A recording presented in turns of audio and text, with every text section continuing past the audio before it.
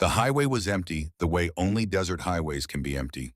Not just quiet, abandoned, as if the road itself had given up waiting for anyone to use it and had started dissolving back into the earth. Colton Harding rode through that emptiness at 60 miles an hour, the Harley's engine the only sound for miles, a low, mechanical heartbeat, pushing against the silence of the Nevada night. He was 44 years old. 26 of those years spent riding with the Red Ridge chapter. And in all that time, he had learned exactly one rule that kept a man breathing in his world. You do not get involved with cop problems. Ever. Not when they are bleeding, not when they are begging, not when they are dying right in front of you. You ride past. You keep your eyes forward. You let the badge sort out the badge. Colton knew that rule the way he knew his own name. He had watched men break it. He had watched what happened after. Prison, graves, both. So when the wrecked cruiser appeared in his headlight, sitting crooked on the shoulder of Highway 19, like someone had placed it there by hand, he should have kept riding. No skid marks on the asphalt, no debris pattern, no broken glass trail leading up to it. Just a county sheriff's vehicle with its driver's side caved in, parked at an angle that didn't match any accident Colton had ever seen. And he had seen plenty. He slowed the bike, told himself he was just looking, just checking. The engine dropped to an idle, then went quiet as he killed it. The silence hit like a wall. No wind, no insects, nothing but the tick of cooling metal and the smell of blood mixing with gasoline. That smell, he knew it. Had known it since he was 19 years old and watching his first brother bleed out behind a bar in Flagstaff. The particular sweetness of it, the way it sat in the back of your throat and refused to leave. He got off the bike. The cruiser's door was already open, hanging on one bent hinge like a broken jaw. Inside, a deputy was slumped against the steering wheel. Female. Young. Dark hair matted against the side of her face was something wet and dark. Her uniform shirt was torn open on the left side, and even in the weak light from the cruiser's dying console, Colton could count the wounds. 2 in the chest, 1 in the abdomen. Tight grouping. Professional. The kind of pattern you see when someone stands over a person and puts rounds exactly where they want them. Execution work. Colton had already turned to leave when her hand shot out and grabbed his vest. He froze, looked down. Her eyes were open, brown and desperate and fierce, with a kind of clarity that dying people sometimes find in their last minutes, as if the body, knowing it is running out of time, decides to spend everything it has left on one final act of will. Her lips moved, barely a whisper. Help. Colton looked at her hand gripping his leather, at the blood spreading across what was left of her uniform, at the badge on her chest that caught the console light and threw it back at him like an accusation. Can't help you, deputy. You need an ambulance. No. Her grip tightened, surprising strength for someone who should have been dead already. Don't call it in.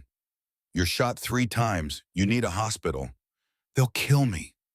Her breathing was shallow, wet, the kind of sound that meant at least one lung was compromised. She pulled him closer with a strength that shouldn't have been possible, and when she spoke again, the words came out in a rush, as if she knew she only had enough air for one sentence. Weeks staged it. His deputies shot me. Don't trust anyone with a badge. Colton's mind went cold and sharp the way it always did when the world stopped making sense and started making threats. Sheriff Dalton Weeks. The man who had spent 5 years dismantling every motorcycle club in a 3-county radius. The man who had personally led the raid that killed Colton's club president 2 years back. The man whose face appeared on campaign billboards with the slogan, "Cleaning up Red Ridge." What are you talking about? Found proof. Her eyes were starting to drift. He runs the pipeline. Cartel money. Uses the department to eliminate competition. Stages it as law enforcement victories. She coughed and blood came with it, dark and thick on her lips. Flash drive, bus depot, locker 247, everything's on it. Who shot you? Deputy Tull and Garrett. Her hand was slipping from his vest, fingers losing their grip one by one. Tull said sheriff sends his regards. Then he shot me 3 times and left me in the cruiser. Staged it to look like I crashed. Colton looked at the wound pattern again. 3 rounds, tight grouping, center mass. Not a firefight, not an accident. Someone had stood over this woman and tried to make sure she never spoke again. He looked at the empty highway, at his bike, at the darkness stretching in every direction, offering him the simplest thing in the world. Freedom, 20 feet away. All he had to do was let go of her hand and walk. 3 years ago, he would have. 3 years ago, his daughter was still alive. The memory came without warning, the way it always did. Not the good memories, not the birthday parties, or the first steps, or the way she used to fall asleep with her hand wrapped around his index finger. The last memory, the one that lived in his chest like a piece of shrapnel too close to the heart to remove. Emily, 14 years old. The motorcycle accident on Route 66 that shouldn't have happened. The driver who ran the red light and kept going. Colton arriving 11 minutes too late, finding her on the asphalt already gone. The paramedics saying she might have survived if someone had stopped sooner. If someone had applied pressure. If someone had just been there. Nobody stopped.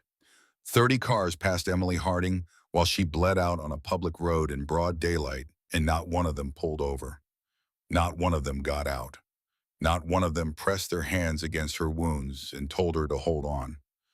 Colton looked at the deputy, at the blood, at the wounds that would kill her within the hour if no one intervened. "She's still breathing," he said to no one. He lifted her out of the cruiser. She was small, maybe 120, but dead weight is dead weight, and she felt heavier than anything he had ever carried. He got her to the Harley, positioned her behind him, wrapped her arms around his waist. Her head fell against his back. Her grip was nothing. A suggestion of fingers. A prayer made of flesh. "You let go," he said, "you die. You understand me. You hold on no matter what." A nod against his back. Barely there. The engine fired up. Colton pulled onto the highway and rode into the darkness, feeling the life of a stranger pressed against his spine, and understanding with perfect clarity that he had just destroyed everything he knew. The ride to Doc Slade's place took 23 minutes that felt like 23 years. Doc Emmett Slade operated out of what was technically an auto repair shop at the end of a dirt road outside Red Ridge proper. The sign said Slade's Automotive, and the front room had a legitimate hydraulic lift and a wall of tools that actually got used on engines sometimes. But everyone in the life knew what the back rooms were for. Slade had been a trauma surgeon at County General before a malpractice suit. Bogus charges, but they stuck. Stripped his license. Ended his career. Now he kept bikers and gang members and anyone else who couldn't afford questions alive for cash. He was 63 years old with a gray ponytail and hands that still moved with the precision of a man who had saved thousands of lives in operating rooms that smelled of antiseptics instead of motor oil. Colton laid on the horn. 3 short blasts, the code. The bay door rolled up. Slade stood in the opening wearing surgical scrubs stained with things Colton didn't want to identify. He took one look at the deputy draped across Colton's back, and his expression went flat. "No. She's dying, Doc. She's a cop grave. You bring that here, you bring the entire sheriff's department down on my operation. She's shot by the sheriff's department. 3 rounds execution pattern. Look at the grouping." Slade stepped closer. Old habits pulled him forward even as common sense tried to hold him back. He examined the wounds without touching his eyes, moving with the practiced assessment of a man who had spent decades reading damage the way other people read books. His jaw tightened. "This is bad grave. Real bad. I know. You know what you're asking me. She's still breathing, Doc. That's all I know." Slade looked at him for a long moment. Something passed between them that didn't need words. The understanding of men who had both lost things to a system that was supposed to protect them and hadn't. Slade had lost his license to politics. Colton had lost his daughter to indifference. And here was a woman who was about to lose her life to corruption unless someone decided that the rules didn't matter as much as the right thing. Slade stepped aside. "Get her inside, fast." They carried her to the back room, the one with the surgical lights that Slade had salvaged from a hospital renovation. The stainless steel table that he kept cleaner than anything else in the building. The instruments laid out on sterile cloth ready for exactly this kind of night. Slade was scrubbing before they even had her on the table, moving with the efficiency of a man who had done this 1,000 times in conditions that made this setup look like the Mayo Clinic. "Talk to me," Slade said, gloves going on. "Found her on Highway 19. Cruiser staged to look like an accident. 3 gunshot wounds, tight grouping. She says Sheriff Weeks ordered it. Says he's running protection for the Sinaloa pipeline through Red Ridge. Slade cut away the deputy's uniform. 2 entry wounds in the chest, 1 in the abdomen. No exit wounds on the back. Hollow points, still inside. This is going to be ugly. Can you save her, Darren? I can try, but Grave, listen to me. The second she's stable, she's gone. I can't have a cop recovering here. You understand? Understood. You might want to step out for this. I've seen worse. Slade glanced at him over the surgical mask. Not on someone you're trying to save. You haven't. Colton stayed anyway. The surgery lasted 2 hours. It was brutal and precise and loud in the way that emergency medicine always is when the equipment is improvised and the patient is trying to die. Slade cursed steadily under his breath, a running commentary that sounded more like prayer than profanity. The deputy flatlined twice. Both times Slade brought her back, his hands moving with a speed and certainty that no malpractice suit could ever take away. Colton stood in the corner and watched and thought about Emily, about the 11 minutes he hadn't been there, about the pressure nobody applied, about the hands that stayed on steering wheels instead of reaching out. His phone rang during the second hour. Club President Boone. Colton stepped into the front room to answer. Where the hell are you, Grave? Doc's place. You hurt? No. Then why? A pause. I'm looking at the scanner right now. Countywide alert. Deputy down, suspect is a male on a motorcycle, armed and dangerous. That's you, isn't it? It's not what it sounds like. Then what is it? I found her shot on Highway 19, execution style. She says Weeks staged it. Silence, the kind of silence that fills a room when someone is calculating exactly how much trouble they're in. And you brought a cop to Doc Slade's place. She was dying, Boone. So let her die. Boone's voice was hard, not cruel, practical. The voice of a man who had kept a motorcycle club alive for 15 years by never making decisions based on feelings. You just painted a target on your back. On the club. On everyone. What the hell were you thinking? I was thinking those bullet wounds didn't match any accident I've ever seen. I was thinking someone in a badge stood over her and tried to make sure she never talked. That's not our problem. It is if Weeks is dirty. You know how many brothers he's put away on garbage charges? How many raids he's personally led? Another pause. Colton could hear Boone breathing the heavy sound of a man thinking through options that all looked bad. What did she say exactly? That Weeks runs the distribution. Cartel money flowing through the department. Deputies on payroll. She found proof. Financial records, wire recordings, the works. Hid it in a bus depot locker before they shot her. Jesus Christ, Grave. If she's telling the truth, Weeks has been using us as cover for his own operation. Busting us to protect his market share. And if she's lying, if this is a setup, then I'm already dead. But those wounds don't lie, Boone. Someone tried to make very sure she didn't talk. Boone was quiet for a long time. Colton could hear the TV in the background at the clubhouse, could hear brothers talking, the familiar sounds of his world continuing without him. I'll send Flint and Knuckle to watch the perimeter, Boone finally said. You stay with her until we figure this out. But Grave, if this goes sideways, you're on your own. I can't protect you from a cop killing charge. I didn't kill her. I'm trying to save her. Tell that to the jury. The line went dead. Colton stood in the front room with the phone in his hand, listening to Slade work in the back, and understood for the first time exactly how alone he was. By now, every deputy in the county was mobilizing. Roadblocks going up, tactical units gearing up, and all of them looking for a biker on a Harley who had supposedly abducted one of their own. He walked back into the surgery room. Slade was closing the last wound, his hands steady despite the sweat running down his face.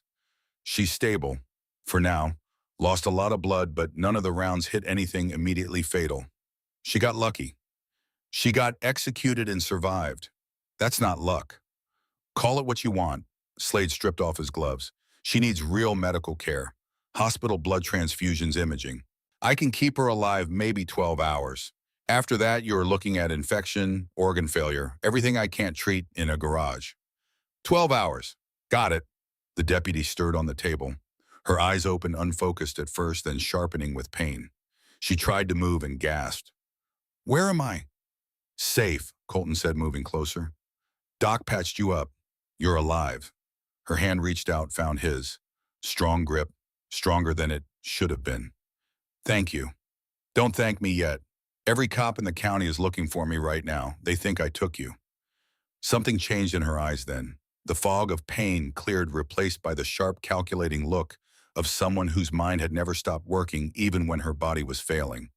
This was not a woman waiting to be rescued. This was a woman assessing her situation and making plans. Did you get the drive? Not yet. You need to. That drive is the only thing that keeps us both alive.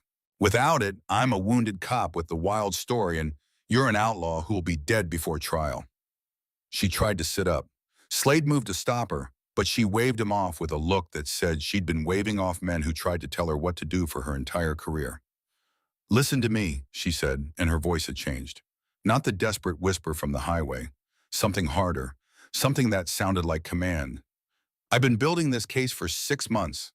I know every name, every account, every connection. Weeks thinks I'm dead or dying. That's our advantage. But it won't last. Colton studied her. This deputy who should have been unconscious, who should have been grateful and passive and waiting for someone else to handle things. Instead, she was already 3 steps ahead. What's your name? He asked. Lena Caldwell. Colton, grave to the club. I know who you are. Weeks has a file on every member of your chapter. You're the sergeant at arms, 44. No family. She paused. The file says no family. It's accurate. I'm sorry. Don't be. Tell me what we're dealing with. Lena closed her eyes for a moment, organizing information despite the morphine and the blood loss and the 3 hollow point rounds that Slade had just pulled from her body.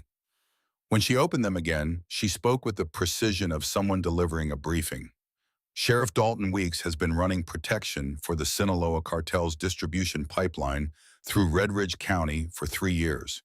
He uses the department to eliminate competition stages, the takedowns as law enforcement victories, asset forfeitures that never make it to evidence lockup, seize cash that disappears into offshore accounts, deputies on his payroll who handle the dirty work. How did you find out? State audit. I was assigned to review asset forfeiture records for the last 3 years. Budget discrepancies, numbers that didn't match. I followed the money. She coughed, winced hard, kept talking. Found offshore accounts in Weeks's name linked to cartel shell companies. Found wire transfers from seized assets to private accounts. Found 2 other deputies who tried to expose him before me. Colton went still. What happened to them? Deputy Frank Ives, 4 years ago, found dead in his home, ruled a suicide, single gunshot. Deputy Maria Santos, 2 years ago, car accident on a rural highway, no witnesses. She looked at him and he could see it in her eyes, the knowledge that she had nearly become the 3rd name on that list, that she would have if a biker hadn't broken his own rules on a desert highway. You weren't the first, Colton said. No, and I won't be the last. Not unless we stop him. Ipapo, you stop it for me. That makes this your fight now, whether you want it or not. Weeks will hunt you until you're dead or silent. The only way out is through. Slade had been listening from across the room. He spoke up now, his voice carrying the weight of a man who had seen too many people die from wounds that should have been treated in real hospitals. If you're planning something, plan it fast. She needs surgery, real surgery in a real facility within 12 hours. After that, I can't guarantee anything. Lena nodded. My partner, Detective Nathan Hale. He's the only person in law enforcement I trust. We've been building this case together. He can get the drive to the FBI. How do I reach him? He'll reach you. If I know Nathan, he's already looking. She pulled Colton closer. But listen to me. Trust nobody in a uniform until you hear from Hale directly. Not state police, not highway patrol, not anyone. Weeks has connections everywhere. How do I know Hale isn't one of them? Because 3 months ago, he found out Weeks was tapping my phone. Instead of reporting it through channels where Weeks would intercept it, Nathan bought me a burner with his own money and told me to keep my investigation off department systems entirely. He risked his career for me when he didn't have to. People risk things for all kinds of reasons. Nathan lost his wife to cancer 2 years ago. He threw himself into work, started noticing the same patterns I found. Asset forfeitures that vanished, arrests that went nowhere, cases that got dismissed without explanation. He brought it to me 6 months ago because I was new. Transfer from Phoenix, clean. No history with weeks. She paused, exhaustion pulling at her, but she fought it. There's something else. Something I need to tell you before I run out of time. You're not running out of time. Listen, the drive in Locker 247 has everything. Bank records, wire transfers, surveillance photos. But it also has audio. I wore a wire for 3 weeks. Meetings with weeks. Conversations where he discusses operations, payoffs, eliminations. 20 hours of recordings. You wore a wire around a man who kills people who ask too many questions. Yes. For 3 weeks. Yes. Colton looked at her, really looked at her. This woman who weighed maybe 120, who had walked into a corrupt sheriff's office every day for 3 weeks with a recording device hidden on her body, knowing that discovery meant death. Knowing that the man smiling at her across the briefing room had already killed 2 people who did what she was doing. You're either the bravest person I've ever met, he said, or the most insane. Can it be both? A ghost of a smile, the first one he'd seen from her. It changed her face entirely, made her look younger, made her look like someone who in a different world would have been laughing at a dinner table instead of bleeding on a surgical table in a garage. His phone buzzed, text from Flint. 2 sheriff's vehicles rolling past on the main road. Slow, searching, grid pattern. They'll be at docks in maybe 15 minutes. Colton showed Lena the message. She didn't panic. Her eyes went sharp and she started thinking out loud. They're running standard search protocol, expanding outward from my last known position. They'll check every structure within a 20-mile radius. She looked at Slade. This place is on their list. It's been raided twice in the last 4 years, Slade said. They know what goes on here. Then we leave. Now. You can't be moved, Slade said. Your body needs at least 4 more hours of... I don't have 4 hours, I have 15 minutes. Lena was already trying to sit up, her face going white with pain, but her eyes never losing that calculating intensity. There's a place, old mining cabin up in the Mesquite Range. Your club used it? She was looking at Colton. He stared. How do you know about the cabin? I told you.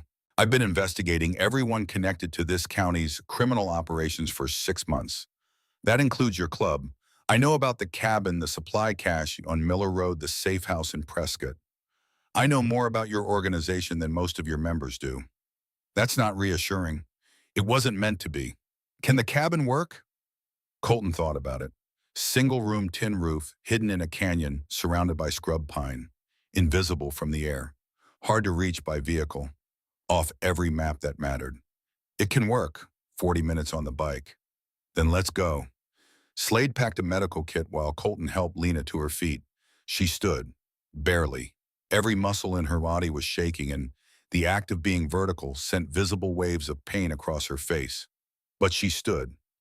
If you're moving her, Slade said, handing the kit to Colton, she needs fluids every 4 hours. Antibiotics every 6, and grave. He paused. She crashes out there. You're not bringing her back. Not without equipment I can't give you. Understood. One more thing. Slade demonstrated an IV insertion on his own arm, walking Colton through it with the practiced patience of a teacher. Find the vein, 45 degrees, thread the catheter, don't force it, tape it secure, gravity feed. They moved through the shop toward the back exit. Behind them, the sound of vehicles pulling up to the front. Doors slamming. Voices. Slade, Sheriff's Department. Open up. Slade looked at Colton. Go, I'll buy you time. They'll search the place. Let them. I clean up good. And I've been raided before. I know the dance. Colton got Lena to the bike. She was fading her head, dropping the burst of command mode energy running out as her body reminded her that it had been shot 3 times and cut open once in the last 5 hours. Lena, stay with me. Trying. Try harder. You let go, you die. I told you that already. You're very repetitive. You're very shot. Get on the bike. He positioned her behind him, her arms around his waist, her face pressed against his back. The engine fired up too loud in the quiet night, and Colton pulled out slowly, headlight off, navigating by moonlight down the ravine trail behind the shop. Behind them, shouting. The sound of the front door being kicked in. Slade's voice calm and cooperative, buying them seconds that felt like salvation. They hit the main trail and Colton opened it up. The Harley roared through the darkness, desert blurring past on both sides, rocks and sage and shadows flying by, at speeds that would have been dangerous in daylight and were suicidal at night. Lena's weight shifted. For one horrible second, Colton thought she was gone. Then her arms tightened. "Still here," she whispered. "Good. Keep talking. Stay conscious." "About what?" "Tell me about Hale, your partner." "Nathan." Even half-conscious, bleeding through her bandages, she organized information like a briefing. 15-year veteran, decorated. "He's been helping me build the case from the inside. If I know Nathan, he's already looking for me." "Why should I trust him?" "Because he's the only cop in Red Ridge who ever told me to my face that Weeks was dirty. And he proved it by buying me a burner phone with his own money when he found out Weeks was tapping mine." A helicopter appeared overhead, searchlight, sweeping the desert in wide arcs. Colton killed the engine, coasted the bike into a wash, pulled under a rock overhang. They sat in darkness while the light passed 20 feet away, held for a moment, moved on. 5 minutes. Colton counted every second.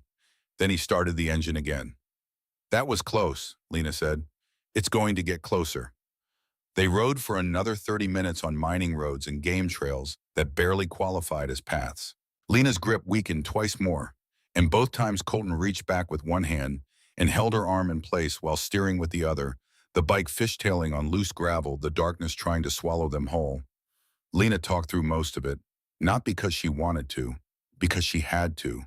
Because the moment she stopped talking was the moment she stopped being conscious.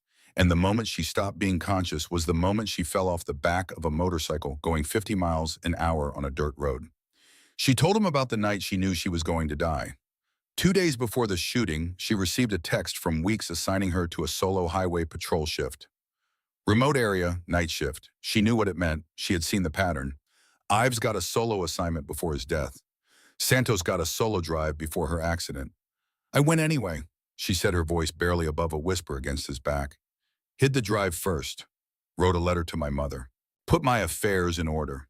And I went because if I ran, they'd know I had evidence, and they'd find it and destroy it. The only way to protect the drive was to let them think they'd killed me before I had a chance to hide it. You used yourself as bait. I used myself as a distraction. There's a difference." "Not much of one." "It worked, didn't it? The drive is safe. The evidence exists. And I'm still alive thanks to you." The cabin appeared in the moonlight, a dark shape against darker rock, barely visible, more suggestion than structure. Colton killed the engine, helped Lena off the bike. Her legs gave out the instant her feet touched ground. He caught her, carried her inside. The cabin was everything a hidden place should be, and nothing a wounded woman needed. Single room, tin roof with 3 leaks, half the windows boarded up, the other half broken. No heat, no power, no running water. A cot against one wall that had been old when the mine was young. A trunk in the corner. A propane lantern hanging from a nail. Colton got the lantern lit. Warm light filled the space, casting shadows that moved like living things on the rough walls. Lena was shaking, going into shock. The ride had cost her more than she had to give, and her body was collecting the debt. Colton pulled out the medical kit, found the IV supplies, and did what Slade had taught him. Find the vein, 45 degrees, thread the catheter, taping it secure. His hands were steady, steadier than they had any right to be. The fluid started flowing, clear drops catching lamplight as they fell. "Cold," she whispered.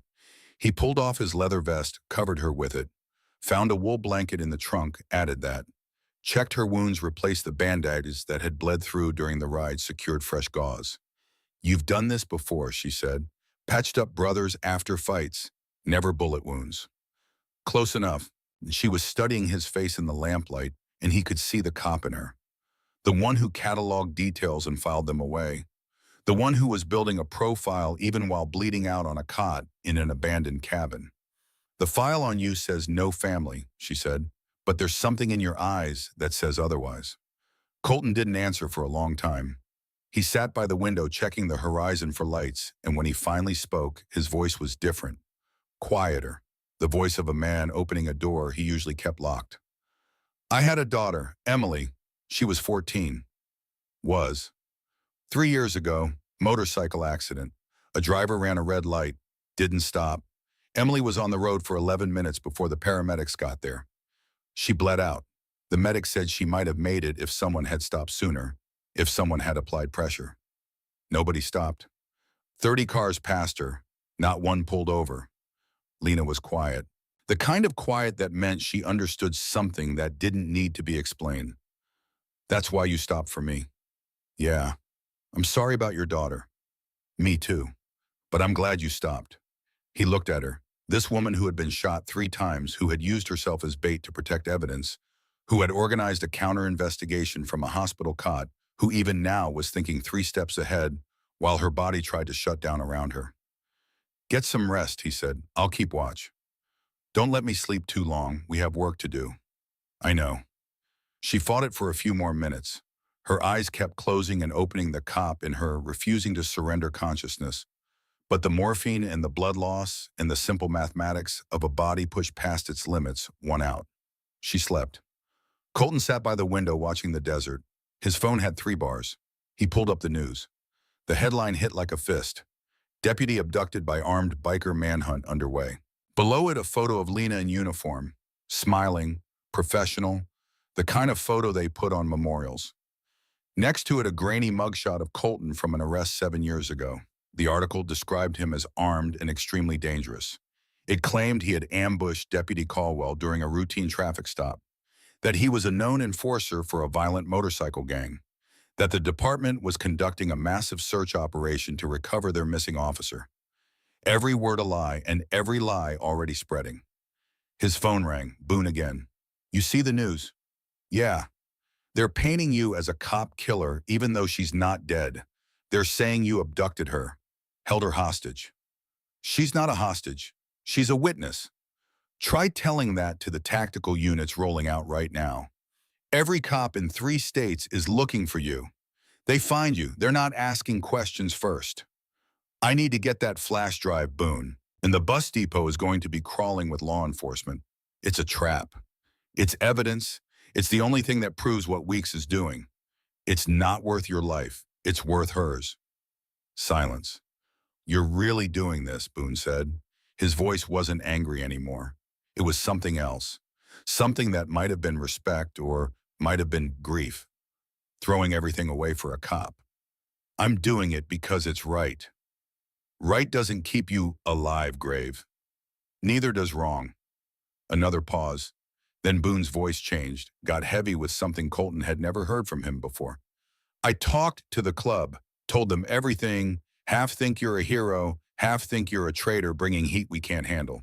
We're splitting, Grave, right down the middle. Colton's chest tightened. Who's where? Flint-knuckled Deacon, Ox. They're with you. Believe the corruption angle. The rest want you cut loose. Say you're endangering everyone. He paused. I'm trying to hold it together, but I can't protect you. Not from this. The line went dead. Colton looked at Lena sleeping under his vest in the old blanket. Her breathing was shallow but steady. The IV drip caught lamplight with each drop counting down the hours. He had made his choice on Highway 19. There was no going back. His phone buzzed one more time. Text message. Unknown number. I know what you're doing. I can help. Bus Depot Locker 247. I'll be there at 0600. Come alone. Hale. Colton stared at the message. Detective Nathan Hale. The only cop Lena trusted. Either her partner was genuine or Weeks had already gotten to him, and this was the end game. He texted back. How do I know you're not working for Weeks? The response came 30 seconds later. You don't, but Lena does. Ask her about Tucson. She'll know I'm clean. Colton put the phone down, checked Lena's pulse. Still there, still fighting. He touched her shoulder. Lena, need you to wake up. Her eyes opened. Pain first, then focus. What's wrong? Got a text from Hale. Says he can help. Wants to meet at the bus depot at 0600. Something shifted in her expression. Relief and fear mixed together in equal measure. He said to ask me about something, to verify. Tucson. The tension left her body, just slightly, just enough to notice. It's him. It's really him. What happened in Tucson? Last year, I was working undercover on a trafficking case. My cover got blown. 3 men showed up at my hotel room with guns. Nathan wasn't even assigned to that case, but he'd been tracking my location through unauthorized channels. Worried about me, he kicked in the door with hotel security and pulled me out 30 seconds before they would have killed me. He never reported it. Couldn't. The surveillance he used was technically illegal. He'd have lost his career. Only 3 people know what happened. Me, Nathan, and the hotel manager who helped. A cop who breaks protocol to save his partner. A good man who does the right thing even when the rules say he shouldn't. She looked at him. Sound familiar? Colton held her gaze. I'll go meet him. Get the drive. I'm coming with you. You can't even stand. I can stand. She tried to prove it, got halfway up before her body betrayed her legs, folding the color draining from her face like water from a cracked glass. Colton caught her before she hit the floor. You're staying here. If Weeks's men find this place, they won't. It's off every map. Colton, she grabbed his arm. The grip was real, strong. The grip of a woman who was terrified and furious about being terrified. If something happens to you, I need to be able to defend myself. He found the old .38 revolver in a lockbox under the floorboards. 6 rounds. He checked it, made sure it worked, handed it to her. She took it with practiced efficiency, checked the cylinder, tested the sightline. Cop instincts. Bone deep. How long will you be gone? 2 hours, maybe 3 if I have to dodge checkpoints. And if you don't come back? Wait until dawn, take the bike, ride to the federal building in Phoenix. Ask for Special Agent Rachel Kincaid. Tell her everything. How do you know about Kincaid? Because she investigated us 2 years ago. Straight shooter, didn't plant evidence, didn't lie on reports. We respect that. Lena's hand found his one more time. Thank you for all of this. Thank me when we're both alive and Weeks is in handcuffs. He grabbed his vest, shrugged it on. The leather was still damp with her blood. He checked his gun, full magazine, one in the chamber. Stepped outside into the desert darkness. The stars were sharp overhead. Millions of them, indifferent to everything happening below. His phone buzzed. Flint. Where are you, Tom? Heading to meet Lena's partner. Bus depot. That's suicide. Weeks has units at every public location in the county. I don't have a choice. The evidence is there. Then let me come with you. Knuckle two. We'll run cover. Hale said come alone. Hale's a cop. Since when do we trust cops? Since one of them took 3 bullets trying to expose the man who's been destroying us for 5 years. Flint went quiet. Then softly, you're changing, brother. This isn't how we do things. Maybe it's time we changed how we do things. You sound like a Boy Scout. I sound like someone who's tired of being used as a scapegoat for dirty cops. Fair enough. But Grave, if this goes wrong, the club can't help you. Boone made that clear. You're out there alone. I've been alone before. Not like this. The line cut. Colton fired up the Harley. The engine roared in the pre-dawn quiet, too loud, announcing him to anyone within 5 miles. He took the long route toward town, staying off main roads, using washes and ranch access roads that barely qualified as paths. 20 minutes out, he spotted headlights in his mirrors. Sheriff's cruiser running dark parking lights, only following at a distance that said this wasn't coincidence. Colton's pulse kicked up. He throttled down, turned onto a side trail through heavy brush. The cruiser followed. He killed his headlight, navigated by moonlight, pushed the bike faster than sanity allowed on terrain that wanted to kill him. Behind him, the cruiser's light bar lit up, red and blue cutting through darkness like an accusation. Colton gunned it. The chase went through desert that wasn't meant for speed. The bike went airborne over dips, tires barely kissing dirt before launching again. The cruiser was faster on flat ground, but couldn't handle the washes and boulders. Colton used that cutting through terrain the car couldn't follow, hearing the engine behind him grow angrier and farther away by turns. His phone rang. He ignored it. Rang again. Unknown number. He answered on speaker, the engine screaming beneath him. You're running from Deputy Jessup. The voice was male, calm, authoritative. Stop running. He's not trying to arrest you. Who is this? Nathan Hale. Jessup is with me. He's one of the few clean deputies left. I sent him to escort you to the depot safely. Then why is he chasing me? Because you ran. Stop the bike, Grave. Let him catch up. Every instinct said trap. But Colton had already committed to trusting people he shouldn't trust. He slowed the bike. Let the cruiser close the distance. The vehicle pulled alongside. The driver was young, late 20s, nervous. He rolled down his window and shouted over the engines. You Grave? Yeah. I'm Jessup, Deputy Cole Jessup. I'm supposed to escort you to the depot without anyone else seeing. How do I know you're clean? Detective Hale told me to tell you Tucson, hotel, unauthorized surveillance, 3 shooters. The password, the one only Hale could know. Colton made a decision. Lead the way. Jessup pulled ahead. The cruiser ran interference through checkpoints, waving off other units, creating a corridor of legitimacy that a biker on a Harley could never have managed alone. At one roadblock, Jessup rolled down his window and told the officers he was transporting a witness. They let him through without question. They reached the bus depot at 5:45 a.m. The parking lot was mostly empty. Early morning commuters, a maintenance worker hosing down the sidewalk, and one man standing by the lockers, mid-40s, gray at the temples, wearing plain clothes but carrying himself with the unmistakable posture of someone who had worn a badge for half his life. Detective Nathan Hale. Colton parked, approached with his hand near his weapon. Hale held up both palms. Empty. I'm unarmed, well, mostly. Service weapon on my ankle, but I'm not reaching for it. Where's the proof you're clean? Hale pulled a folder from his jacket, slow and deliberate. I've been building a case against Weeks for 8 months. Lena was helping. This is what we have so far. Colton took the folder, flipped through it, bank records, surveillance photos, wire transfers, photos of Weeks meeting with men whose faces belonged in DEA databases, deputies depositing cash amounts that didn't match their salaries. This is federal territory, Colton said. I know, that's why we need the drive. Everything in this folder is circumstantial. Good for suspicion, not enough for conviction. But the drive Lena hid has the hard evidence. Account numbers, transaction records, and 20 hours of recorded conversations.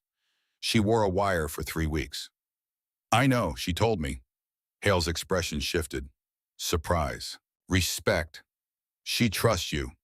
She doesn't have a lot of options. She has exactly one, and she chose well. Jessup called from the cruiser. Detective, we've got movement. 3 sheriff's units incoming. 2 minutes. Hale cursed. Patrol rotation. We have to move fast. They went to the lockers. Colton found 247. Check for tampering. Clean. He worked the lock with a small tool, opened it. Inside was a waterproof case. He opened it. The flash drive was there. Small, silver, holding enough evidence to destroy an empire. But there was something else. A handwritten note folded once. Nathan, if you're reading this, I'm probably dead. The drive has everything. Enough to bury Weeks and 12 others. But there's something I couldn't put on the drive. Something I need you to know. Don't trust Captain Pritchard. He's been on Weeks' payroll for 6 years. He's the reason Ives and Santos are dead. He signed the orders that put them in positions where Weeks could eliminate them. Take this straight to FBI. Agent Rachel Kincaid in Phoenix. She's the only one I trust outside Red Ridge. I'm sorry I couldn't finish this. Please finish it for me. Lena Hale read over Colton's shoulder. His face went hard. Pritchard. Jesus Christ. He's running the investigation into Lena's disappearance. Which means he's been feeding Weeks our every move. Which means Weeks knows we're here. As if on cue, Jessup shouted from the cruiser. They're early. Multiple units. 30 seconds. Hale grabbed the flash drive, shoved it in his pocket. We split up. I take the drive to Phoenix. You get back to Lena. Keep her safe until this breaks. How do I know you'll actually take it to the FBI? Hale looked at him. Steady, no hesitation. You don't. But Lena trusted me and you trusted her. That's going to have to be enough. Headlights appeared at the depot entrance. 3 cruisers moving fast. Go, Hale said, pushing Colton toward the bike. Jessup, you're with me. Colton ran, fired up the Harley, punched it hard, shot out the back entrance, cut through residential streets, took alleys and shortcuts he had memorized during years of club runs. The pursuit fell behind, confused, disorganized. But Colton knew it was temporary. Weeks had the resources of an entire county. Colton had a motorcycle and a prayer. He was 15 minutes from the cabin when his phone rang. Lena. Her voice was tight, pain and fear woven together. Colton, someone's here. His blood went cold. What? Engines, multiple bikes. They're circling the area. Can you see them? Through the window, 3 bikes, maybe 4. I can't tell if they're yours or... Lock the door. Get the gun. I'm 10 minutes out. They're stopping. Someone's getting off. Lena! Gunfire cracked through the phone. 3 shots. Then silence. Lena. Nothing. He opened the throttle. Everything. The bike screamed. 90 miles an hour on dirt roads meant for 40. Trees blurred. Rocks kicked up. The engine howling like something wounded. He reached the cabin in 7 minutes. The bikes were there. 4 of them. He recognized 3. Deacon, Ox, Knuckle, his brothers. The 4th bike he didn't recognize. The cabin door was open. Colton pulled his gun, approached low and fast. Inside, Lena was on her feet. Barely. The .38 in her hand pointed at 3 club members who had their hands raised. They looked more surprised than threatened. On the floor, bleeding from a shoulder wound, was a man Colton had never wanted to see again. Deputy Garrett Tall, the one who had shot Lena. Colton? Her voice shook, but the gun didn't. They brought me a present. Deacon stepped forward, hands still up. Easy, brother. We're on your side. Then why the hell are you here? Because Boone didn't send us. We came on our own. Found this one sniffing around Doc Slade's place, asking about where you might be hiding. Figured he was hunting you, so we grabbed him. Brought him here.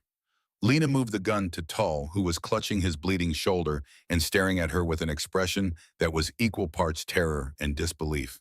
He had left her for dead on Highway 19. And here she was, standing, armed, alive. He knows everything, Lena said, and her voice had changed again. Not the commander, not the briefing officer, something older and colder. The voice of a woman looking at the man who had tried to kill her. Because he's the one who pulled the trigger. Tull looked up at her. I didn't have a choice. Weeks said if I didn't do it, he'd... You had every choice. Lena's hand was steady. The gun was steady. Her eyes were not. You could have refused. You could have come forward. Instead, you stood over me and put 3 bullets in my chest and said, Sheriff sends his regards. I aimed for non-lethal. You aimed to kill. I survived because someone stopped who shouldn't have stopped. Someone who had every reason to keep riding and didn't. She was shaking now, not her hand, her whole body. The kind of shaking that comes from holding together something that wants to fly apart. Colton holstered his gun, walked to her, stood beside her. What do you want to do with him? He asked, quiet, just for her. She held the gun on Tull for another 10 seconds. The cabin was silent except for her breathing and the sound of wind through broken windows. Then she lowered it. He gets a trial, she said. He gets justice. The real kind, not the kind Weeks sells. Colton looked at his brothers. Tie him up, and someone tell me how you found this place. Ox remembered it from 5 years back, Deacon said. Figured you'd go somewhere old, somewhere forgotten. Who else knows?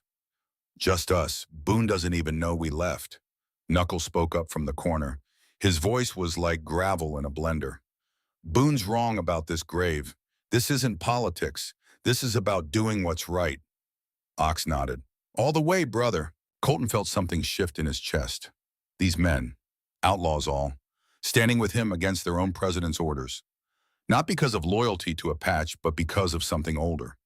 Something that didn't have a name but lived in the space between right and wrong, where the best choices are made. His phone buzzed. Text from Hale. Drive delivered. FBI mobilizing. Kincaid is on it. Get Lena to federal custody ASAP. They're coming for everyone. He showed it to Lena. She read it twice. Then she closed her eyes, and for the first time since Highway 19, something in her face let go. Not the pain, not the fear, the loneliness, the terrible weight of being the only person who knew the truth and having no one believe her. It's working, she whispered. It's working. She opened her eyes, looked at Tull tied up on the floor, looked at the bikers who had come to help, looked at Colton. Then let's finish it. The first light of dawn came through the broken windows like a warning. Gray at first, then gold, then the hard white of a desert morning that forgave nothing and hid less. Colton stood at the cabin door watching the horizon shift from darkness to clarity and understood that whatever protection the night had offered was gone now. Lena was awake. She had barely slept. Every time Colton checked on her, she was staring at the ceiling, her lips moving, slightly running through scenarios the way other people counted sheep, planning, calculating, building a case in her mind even as her body fought to keep itself alive. Tull was tied to a support beam in the corner, zip ties on his wrists, a strip of cloth gagging him. He had stopped struggling hours ago. Now he just sat there with his eyes closed, breathing through his nose, looking like a man who had already sentenced himself. Deacon and Ox had taken positions outside, watching the trails that led to the canyon. Knuckle was cleaning his gun by the window with the patience of a man who had done it 10,000 times and expected to do it 10,000 more. Colton's phone buzzed. Text from Hale. Kincaid confirmed. FBI field team mobilizing from Phoenix. ETA to Red Ridge, 4 hours. Keep Lena safe. Do not engage Weeks or his people. Let us handle this. 4 hours. An eternity when every deputy in the county was looking for them. Lena read the text over his shoulder. She had gotten herself upright on the cot propped against the wall, the IV still running her face the color of old paper. But her eyes were sharp, always sharp. 4 hours is too long, she said. It's what we've got. Weeks won't wait 4 hours. The moment he realizes the flash drive is gone from the locker, he'll know someone got to it. He'll assume it was Hale. He'll go after everyone Hale has contacted in the last 24 hours. Hale can take care of himself. Hale is one man in a county where the sheriff controls everything. The dispatch system, the patrol routes, the surveillance cameras. Weeks can track anyone through department systems. He probably already knows Hale went to the bus depot. Colton sat down across from her. What do you want to do? I want to make sure the evidence survives even if we don't. She reached out. Give me your phone. He handed it over. She started typing, fast, precise. The kind of typing that came from years of writing reports under deadline. What are you doing? Sending everything I know to 3 different email addresses. My personal backup. Hale's wife's email. She's dead, but the account is still active and Hale has access. And a journalist I've been in contact with. A journalist. Dana Merritt, Channel 7. She's been investigating Weeks independently for 2 years. Never had enough to publish. Now she will. You're putting the story out before the FBI can control it. Lena looked at him. No apology in her expression. The FBI can control the prosecution, but the truth needs to be public. If something happens to us, if the drive gets destroyed, if Kincaid's operation gets compromised, the information still exists. Weeks can't kill an email. She finished typing, hit send 3 times, handed the phone back. There, insurance. Colton stared at the sent messages screen. 3 emails containing the names of every corrupt official. Lena had identified every financial irregularity, every suspicious death. The entire architecture of Weeks's empire reduced to text and timestamps and sent into the world like seeds scattered by wind. You planned for this, he said, before the shooting. You had a plan for what to do if everything went wrong. I planned for dying, she said simply. I wrote those emails weeks ago, saved them as drafts. All I needed was a phone and a send button. She paused. I also wrote a letter to my mother. It's in the cabin I was renting on Oak Street, top drawer of the nightstand, in case. In case of what? In case I didn't make it. In case nobody stopped on Highway 19. The words hung in the air between them. Colton thought about Emily, about the 30 cars that didn't stop, about the 11 minutes that cost him everything. Someone stopped, he said. Someone did. Knuckles' voice came from the window, low and tense. Movement, East Ridge, 2 vehicles. Colton was at the window in 3 seconds. 2 black SUVs were picking their way along the canyon road, moving slow, searching. Not sheriff's cruisers, no markings, no light bars. Those aren't cops, Deacon said from outside, his voice coming through the broken window. No department plates, tinted windows. Looks like private vehicles. Lena went pale, paler than she already was. Weeks has private security, off-books contractors he uses for jobs the department can't be seen doing. Former military, very good, very discreet. How many? I've seen 4 names in the financial records. 2 per vehicle would be standard. 4 trained operators against 3 bikers and a wounded cop. Not good odds. We need to move, Colton said. I can't ride again, not this soon. The stitches. Then we don't ride, we hide. He looked at Knuckle, the old mine shaft, 200 yards up the slope, still accessible. Knuckle nodded. Used to store supplies there. Entrance is behind brush. Hard to spot if you don't know it's there. Get Lena there. Take Tull. I'll draw them off. Greville. Don't argue. Get her to the shaft. Keep her alive. If I'm not back in 30 minutes, take the back trail to Miller Road and call Hale. Lena grabbed his arm. Her grip was desperate and furious. This is stupid. You can't take on 4 contractors alone. I'm not taking them on. I'm leading them away. There's a difference. Not much of one. You said that before, about something else. She held his eyes. He could see the war inside her. The cop who wanted to control the situation versus the woman who had already lost too many people to violence she couldn't stop. Come back, she said. Not a request, a command. Plan on it. Knuckle and Deacon moved fast. They got Lena up, half carrying her between them, Ox dragging Tull behind. They disappeared up the slope, into the brush, heading for the mine shaft that had been carved into the rock 100 years ago by men who thought they'd found silver and found nothing but darkness. Colton waited until they were out of sight. Then he fired up the Harley. The engine sound bounced off the canyon walls. The SUVs accelerated toward the cabin. Colton pulled south, drawing them away from the mine shaft. He rode hard for 2 miles through terrain the SUVs couldn't handle. At the 2-mile mark, he disappeared into a maze of sandstone formations, killed the engine, waited. The SUVs circled for 15 minutes, frustrated, then headed back toward the empty cabin. They'd find nothing. Colton waited 10 more minutes, then circled back to the mine shaft. He found them inside. Lena on the ground propped against the mine wall, the IV bag hanging from a rusted bolt. Knuckle standing guard. Deacon watching the slope. Ox sitting on Tull. They're gone, Colton said. For now. Lena's face was tight with pain. The movement had cost her. Blood was seeping through her bandages again. The nurse's work from Doc Slade was holding but barely. How long do we have, she asked, until they come back with more people? Or until the FBI gets here, whichever happens first. I need to do something. She was staring at Tull. While we wait, I need to do something useful. You're keeping yourself alive. That's useful. I need to talk to him. Colton looked at Tull. The deputy was staring at the mine wall, his face slack with the particular emptiness of a man who had run out of options and was starting to understand it. Why, boss, duh. Because he knows things that aren't in on the drive. Operational details. Who Weeks meets in person. Which deputies are clean. Where the cartel shipments come through. She paused. And because I need to understand why, I need to hear him say it. Colton removed the gag from Tull's mouth. The deputy coughed, worked his jaw, looked at Lena with eyes that couldn't decide between shame and self-preservation. I want to make a deal, Tull said immediately. I'll tell you everything. Names, dates, locations. Everything Weeks has done. But I want protection. Witness protection. For me and my family. You shot me 3 times, Lena said. I know. You left me to die on a highway in the middle of the night. I know.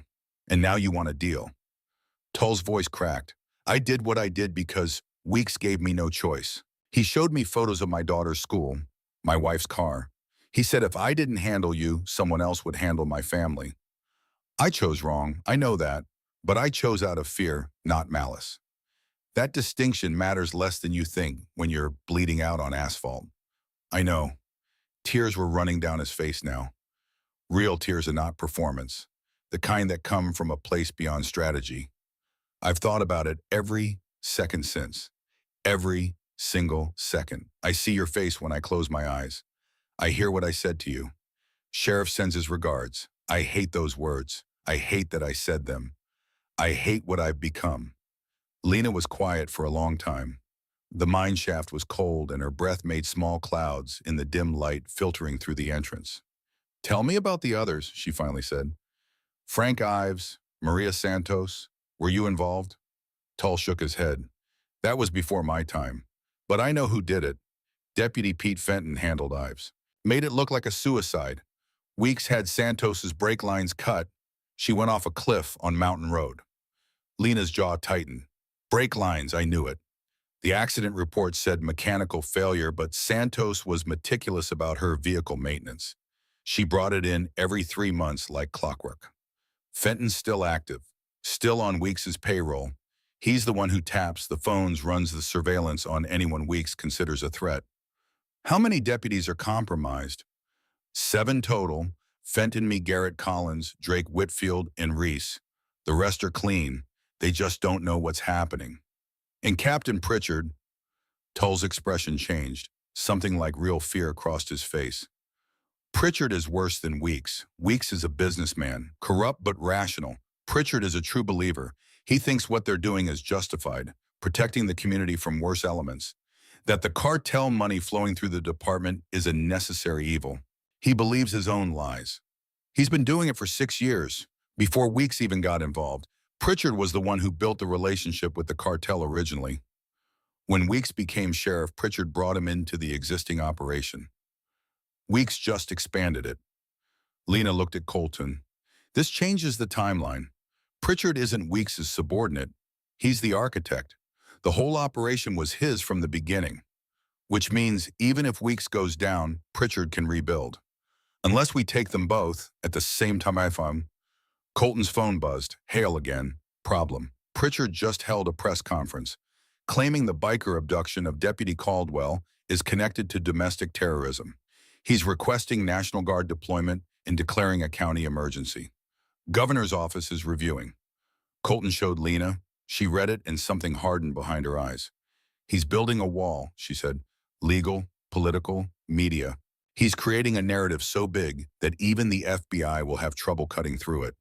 Domestic terrorism triggers federal protocols that could actually slow down Kincaid's team. Red tape, jurisdictional disputes, congressional oversight. So what do we do? We need to get ahead of him. The emails I sent will help, but they're background noise until someone publishes. Dana Merritt at Channel 7 needs more than emails. She needs a face, a story. Someone who can look into a camera and tell the truth. You can barely sit up. I can sit up long enough to talk. You want to do an interview from a mine shaft. I want to make a phone call, one call, to Dana. Give her enough to run a story before Pritchard locks down the media narrative completely. Colton handed her the phone. She dialed. It rang twice. This is Dana Merritt.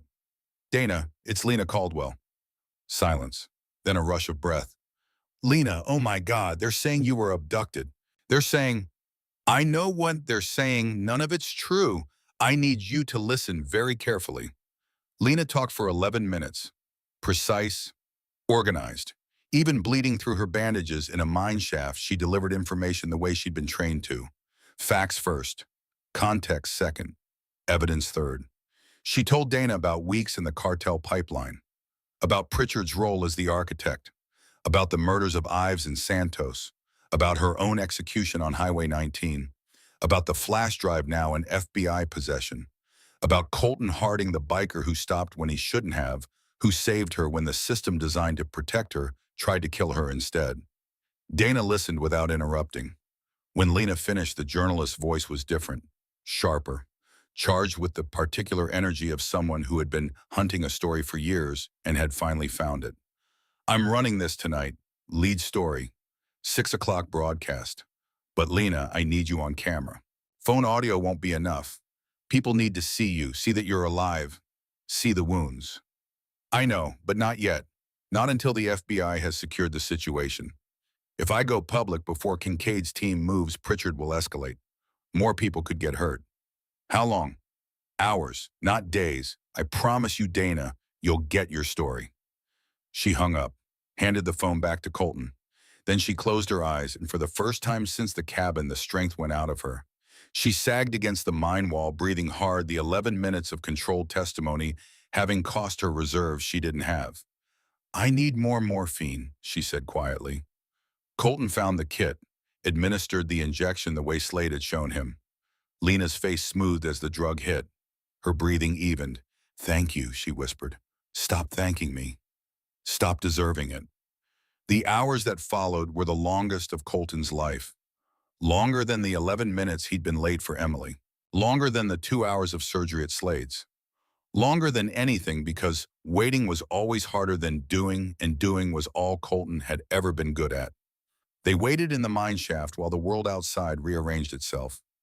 Hale sent updates every 30 minutes. FBI convoy from Phoenix hit a jurisdictional roadblock at the county line. Pritchard had convinced state police to set up checkpoints, claiming it was related to the terrorism alert. Kincaid was on the phone with the Attorney General's office, trying to override. Progress was being made, but slowly, bureaucratically, the way progress always happened when powerful people didn't want it to. Meanwhile, Pritchard was building his wall higher. A second press conference. This one with the governor's representative standing beside him, both of them looking grave and concerned, talking about public safety and domestic threats and the importance of trusting local law enforcement during a crisis. Colton watched the press conference on his phone. Lena watched over his shoulder. Pritchard was good, the kind of good that came from 6 years of practice. He stood at the podium in his pressed uniform badge gleaming and spoke about Deputy Caldwell's abduction with what looked like genuine concern. He mentioned Colton by name, showed the old mugshot, described him as a violent criminal with a history of confrontations with law enforcement. He's playing the concerned captain perfectly, Lena said. Look at his hands. They're not shaking. His voice doesn't crack. He's not nervous because he's not lying. He genuinely believes he's the good guy in this story. He's a psychopath. He's worse. He's a true believer. Psychopaths know they're bad. Pritchard thinks he's saving Red Ridge County from itself. Boone called at noon. His voice was different from the last call, heavier, older. Grave. State police just surrounded the clubhouse, full tactical, saying we have 10 minutes to surrender or they're breaching. Colton's stomach dropped. Boone don't fight them. Half our brothers are armed. They're not going to just tell them to put their guns down. All of them. This is exactly what Pritchard wants. He wants a firefight. He wants bodies he can point to. He wants to prove the narrative he's selling. And if we surrender, we go to cells. Pritchard's cells, Weeks's cells. You think we'll survive that? The FBI is 4 hours out, less now. Kincaid is coming with federal authority that overrides everything Pritchard is doing. But she can't save dead men, Boone. If there's a shooting at the clubhouse, it doesn't matter what the FBI proves later. Our brothers will be gone. Boone was quiet. In the background, Colton could hear shouting. Engines, the sound of men making decisions that couldn't be unmade. How sure are you about this FBI agent? She investigated us 2 years ago and wrote a clean report when her bosses wanted her to lie. She's real, Boone.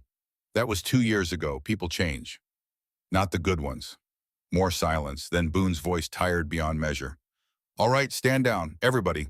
Weapons on the table. The line went dead.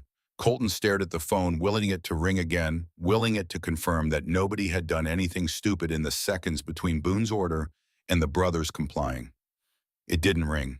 Lena touched his arm. They'll be okay. You don't know that. No, but I know Boone listened to you, and I know the FBI is coming. And I know that every minute Pritchard spends managing a standoff at your clubhouse is a minute he's not looking for us. She was right, strategically. Cold comfort when his brothers were surrendering to men who worked for the same machine that had tried to kill the woman beside him. At 2 o'clock, Hale sent a message that changed everything. FBI cleared the roadblock. Kincaid's convoy is in Red Ridge County. She's heading to the clubhouse first to secure your people, then the courthouse.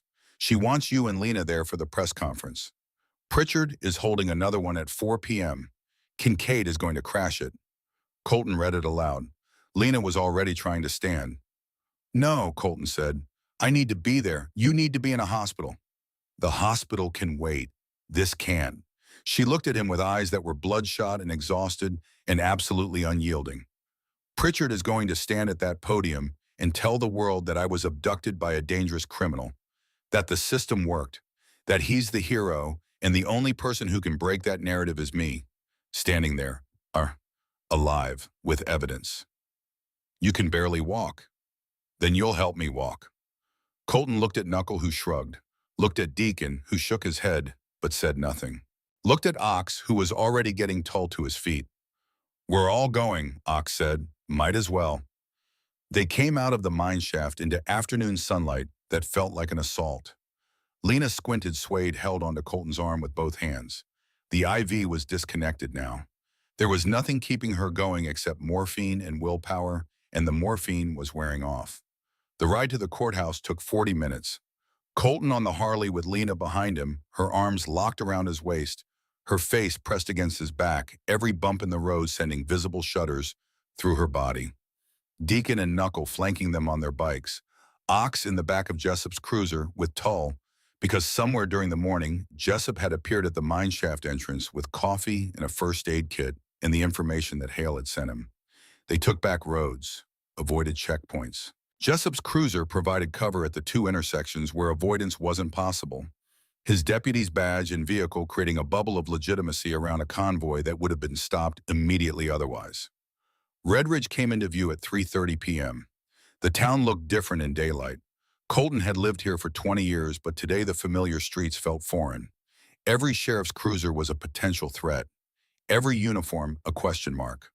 The billboards advertising Weeks's re-election campaign still stood on the main road, his face grinning down at them with the confidence of a man who believed he was untouchable. The courthouse was surrounded by media, vans with satellite dishes, reporters doing stand-ups on the lawn, camera operators positioning for the 4 o'clock press conference, Pritchard's press conference, the one where he planned to cement his version of events into public record. But there was something else too. FBI vehicles. 3 black SUVs with federal plates parked in the secure lot behind the building, federal marshals at the doors, and standing on the courthouse steps talking to a cluster of agents, a tall woman with sharp features and a windbreaker that read FBI in yellow letters. Agent Rachel Kincaid. Colton parked a block away, helped Lena off the bike. She stood on her own for exactly 3 seconds before reaching for his arm again. "I'm fine," she said. "You're not fine." "I'm fine enough." They walked toward the courthouse, slowly.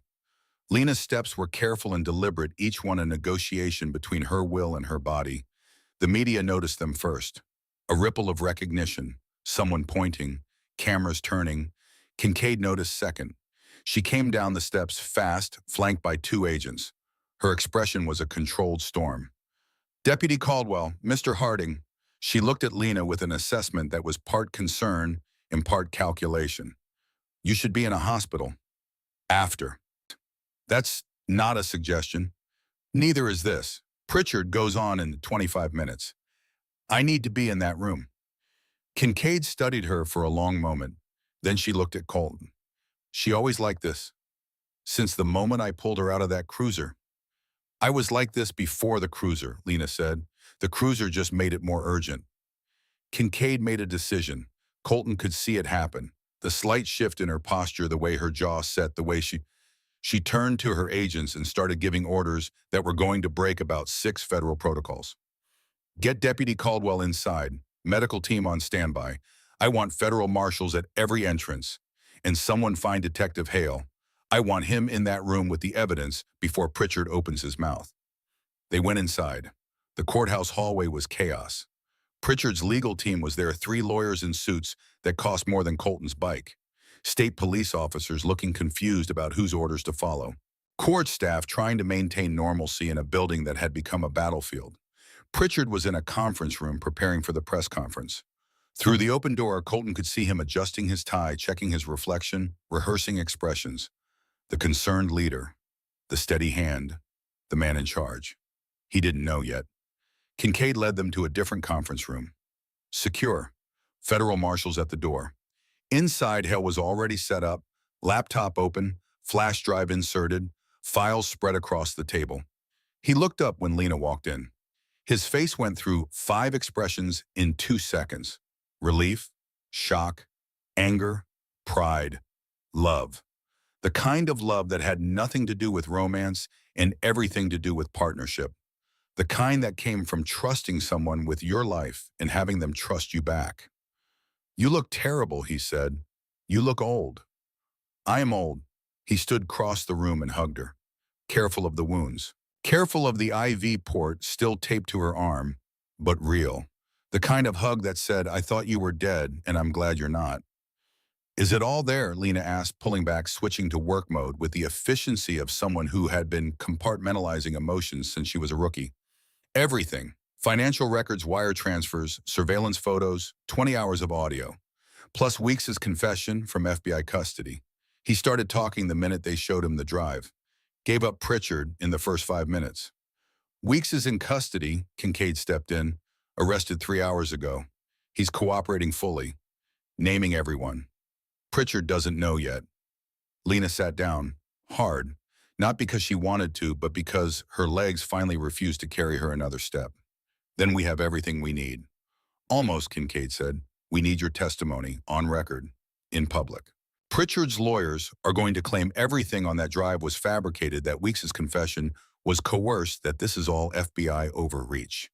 The one thing they can't dismiss is you, standing in front of cameras, alive, telling the truth. That's why I'm here. A federal marshal knocked. Agent Kincaid, Pritchard's press conference starts in 10 minutes. He's asked for the press room to be cleared of federal personnel. Kincaid smiled. It was not a warm smile. Tell Captain Pritchard that the press room is now under federal jurisdiction, and he's welcome to hold his press conference as planned. We'll be joining him. The marshal left. Kincaid turned to the room. Here's how this works. Pritchard walks to the podium. He starts his speech. He gets about 30 seconds into his lies. Then I walk in with Deputy Caldwell, Detective Hale, and enough evidence to end every career in that building. We don't ask permission. We don't negotiate. We take the room. What about his lawyers, Colton asked. They can file motions all they want. By the time any judge reads them, the evidence will be public. You can't unring a bell. Hale closed his laptop, tucked the flash drive into his pocket. Lena, are you sure about this? You could collapse in there. Then I'll collapse after I've said what I need to say. Colton moved beside her. I'll be there. You start to go down. I've got you. She looked at him. This biker who had stopped on a highway, who had carried her, who had ridden through the desert with her bleeding on his back, who had drawn trained killers away from her while she hid in a mine shaft, who was now standing in a federal courthouse surrounded by FBI agents offering to hold her up while she took down the most powerful men in the county. I know you do, she said. The press room was packed, every seat taken, cameras along the back wall, reporters in the aisles. The air smelled like coffee and tension and the particular electricity that fills a room when everyone in it knows something important is about to happen, even if they don't know what. Pritchard was already at the podium. He looked perfect, uniform pressed, badge polished, the kind of face that belonged on campaign posters. Trustworthy, authoritative, everything a captain should be. He was midway through his opening remarks when the side door opened. Kincaid walked in first, badge visible, posture that said, this room now belongs to me. Behind her, 2 federal marshals. Behind them, Hale with the laptop. Behind him, Colton. And behind Colton, supported by his arm, walking with the slow, deliberate steps of someone who was paying for every one of them, in pain, Lena Caldwell. The room went silent, not the gradual quieting of a crowd losing interest. The instant, complete silence of 100 people seeing something that rewrote every assumption they had walked in with. Deputy Caldwell was supposed to be missing, abducted, possibly dead, a victim. Instead, she was here, standing, wounded, alive, and walking straight toward the podium where the man who had orchestrated her murder was telling the world he was trying to save her. Pritchard's expression was a masterwork of controlled shock. He saw Lena. He saw Kincaid. He saw the FBI badges and the laptop and the flash drive in Hale's hand. And for one fraction of a second, his mask slipped. Something dark and desperate flickered behind his eyes. Then the mask was back. Smooth, professional. Deputy Caldwell. His voice didn't waver. Thank God. We've been searching everywhere for you. Drop the act, Glenn. Lena's voice carried across the room. Not loud. She didn't have the strength for loud, but clear. But the kind of clarity that comes from someone who has rehearsed this moment in their mind while bleeding on a cot, while hiding in a mine shaft, while riding through the desert on the back of a motorcycle. I know what you are. I know what you built. and I'm going to tell everyone in this room exactly what you've done." Pritchard's smile stayed in place. Perfect teeth, perfect composure. "Deputy, you've clearly been through a terrible ordeal. Let's get you medical attention, and we can discuss." "I'm discussing it now." Lena took a step forward. Colton kept his hand on her arm, steadying her. For the past 6 years, Captain Glenn Pritchard has operated a protection racket for the Sinaloa cartel's distribution pipeline through Red Ridge County. He recruited Sheriff Dalton Weeks to expand the operation. Together, they used the department to eliminate competition staging takedowns as law enforcement victories, while funneling millions in cartel money through offshore accounts. The room erupted, reporters shouting questions, camera flashes, Pritchard's lawyers on their feet objecting to no one in particular. Lena kept talking. "They murdered Deputy Frank Ives 4 years ago, staged it as a suicide. They murdered Deputy Maria Santos 2 years ago, cut her brake lines and called it an accident. And 2 nights ago, they ordered my execution on Highway 19. Deputy Garrett Tull shot me 3 times and left me for dead." She paused, took a breath that cost her visibly. Colton tightened his grip on her arm. "I survived because a man named Colton Harding stopped his motorcycle on a deserted highway and chose to help me. A man your department has spent 5 years persecuting.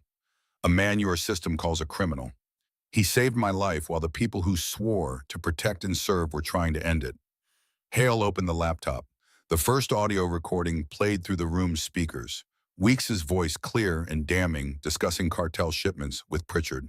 Discussing payoffs, discussing the elimination of threats. Pritchard's lawyers were shouting now. "This is illegal. These recordings were obtained. These recordings were authorized by federal wiretap warrant." Kincaid cut them off. "Signed by a federal judge, completely admissible, and completely damning." More recordings played. Pritchard's own voice discussing the Santos murder, laughing about the brake lines, calling it clean work, asking Weeks if the insurance investigation had been handled. The room was chaos now, but organized chaos. The kind that happens when truth breaks through a dam that was supposed to hold forever. Reporters were recording everything, live streams going out, the story spreading in real time. Pritchard stood at the podium, his world collapsing around him in real time, and Colton watched his face go through the stages.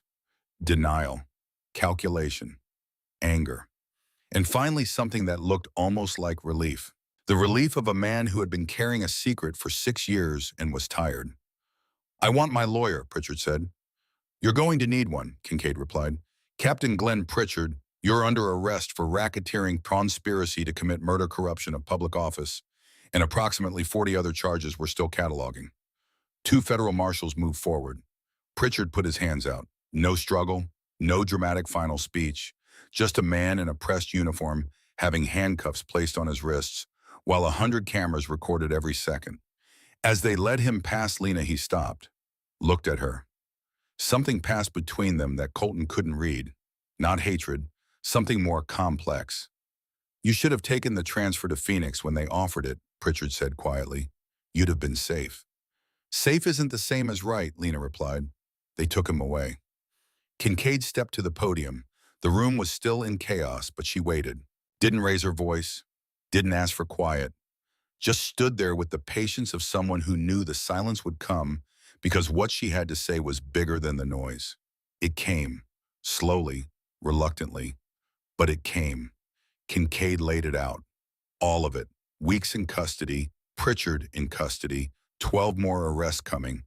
The club framed, the evidence overwhelming. She turned to the reporters and said the words that Colton had never expected to hear from anyone wearing a federal badge. "Mr. Harding rescued Deputy Caldwell from a staged crime scene where she had been left to die by her own colleagues. Without his actions, Deputy Caldwell would be dead, and this investigation would never have come to light. All charges against him and the Red Ridge Motorcycle Club have been dropped." The room erupted again, but differently now. The energy of a story taking shape. Reporters already framing narratives. Already understanding that this was not just a local corruption story. This was a story about a biker who saved a cop and a cop who saved a county. Colton watched it happen from the wall and felt nothing. Not relief, not triumph, just the bone-deep exhaustion of a man who had been running for 20 hours and had finally stopped. Hale was beside him. The detective looked almost as tired as Colton felt. She did that, Colton said. Lena, she built the case. She wore the wire. She survived the execution. She dragged herself out of a hospital bed to stand at that podium. I just drove. You stopped. On a highway where nobody stops. That's not nothing grave. Sometimes stopping is the bravest thing a man can do. Lena's legs gave out. Colton caught her, lowered her to a chair. The medical team Kincaid had positioned outside rushed in. IV lines, blood pressure cuff, oxygen. The controlled urgency of professionals who had been waiting for exactly this moment. I need a hospital, Lena said. Her voice was fading now. The adrenaline gone. The morphine gone. Nothing left but a woman who had been shot 3 times and had spent 20 hours refusing to stop. Ambulance is outside, a paramedic said. They loaded her onto a stretcher. Colton walked beside her as they wheeled her through the courthouse hallway, past the reporters, still shouting questions, past the cameras still recording, past the federal marshals securing the building. At the ambulance doors, Lena reached for his hand. You should come to the hospital, she said. I've got things to handle first. The club. Kincaid's releasing them now. Federal authority, all charges dropped. Relief washed over her face. Then something else. Something softer. You're not what the file said, Colton Harding. Files miss the important things. Yeah, they do. The doors closed. Sirens started. The ambulance pulled away. Colton stood in the courthouse parking lot, his vest still stained with Lena's blood, his body running on nothing but coffee and stubbornness, and watched the ambulance disappear around a corner. His phone rang. Boone. Grave, FBI just released us, all of us. They're saying we're cleared. All charges dropped. Something about being victims of a corrupt operation. That's right. Is it true all of it, Weeks, Pritchard, the cartel? All of it. And the deputy Caldwell. She's on her way to surgery. She'll make it. A pause. Long. Heavy. I owe you an apology, brother. You owe me a drink. I owe you more than that. When this started, I thought you'd lost your mind. Thought you were throwing everything away for a badge. But you weren't. You were fighting for something bigger than the club. Bigger than the patch. I was stopping for someone who needed help. That's all.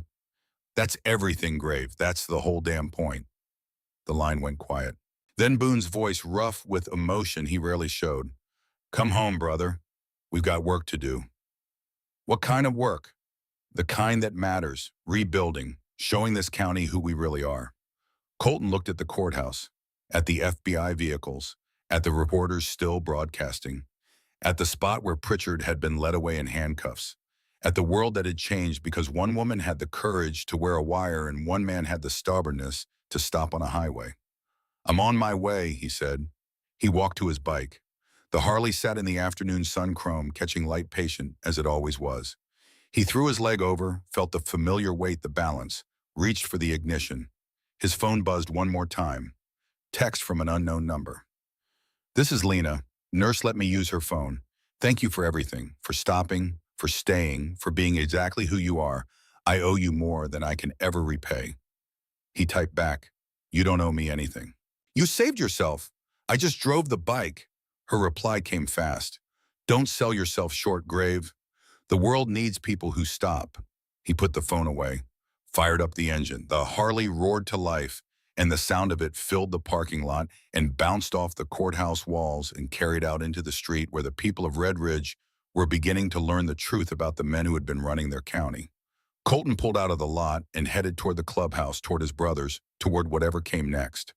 The sun was low now, turning the desert gold, and the highway stretched ahead like a promise that the road always continues, even when everything behind you has changed. 6 months is not a long time. It is not enough time to rebuild a reputation that took 5 years to destroy. It is not enough time to heal 3 bullet wounds completely, though the scars fade from red to white and the body learns to move again without flinching. It is not enough time to undo the damage that one corrupt sheriff and one true believing captain inflicted on a county of 60,000 people who trusted them with their safety. But 6 months is enough time to start. Colton Harding learned that in the weeks and months after the courthouse. He learned it the way he learned most things. Slowly, reluctantly, through doing rather than thinking, through showing up rather than explaining. The first week was chaos. Pure, undiluted, impossible to navigate chaos. The arrests came in waves. 12 co-conspirators, just as Kincaid had promised, picked up in raids that spanned 3 counties and 2 states. Deputies who had taken money, judges who had dismissed cases, a county prosecutor who had buried evidence, a state police lieutenant who had provided weeks with advance warning of federal investigations. Each arrest generated its own headlines, its own press conferences, its own round of questions that Colton didn't want to answer and couldn't avoid. The media descended on Red Ridge like locusts on a wheat field. Every network, every cable channel, every podcast and blog and independent journalist who could find the town on a map. They wanted interviews. They wanted the story. They wanted the biker who saved the cop, because that was the narrative that sold, the one that fit into a headline, the one that people could understand without thinking too hard. Colton gave exactly one interview to Dana Merritt, because Lena had trusted her and because Merritt had spent 2 years investigating weeks when nobody else would. He sat in a folding chair at the clubhouse, still wearing the vest with Lena's blood on it because he hadn't gotten around to cleaning it, and answered her questions for 43 minutes. The interview aired on a Tuesday night. By Wednesday morning, it had been viewed 11 million times. He didn't watch it. What he watched, what he paid attention to, was the trial. The federal courthouse in Phoenix was a different world from Red Ridge. Clean lines, marble floors, the kind of institutional architecture that was designed to make people feel small and the law feel permanent. Colton sat in the gallery every day for 3 weeks, wearing a suit that Boone had bought him and a tie that Knuckle had taught him to knot, watching the machinery of justice do what it was supposed to do. Weeks went first. The prosecution's case was overwhelming.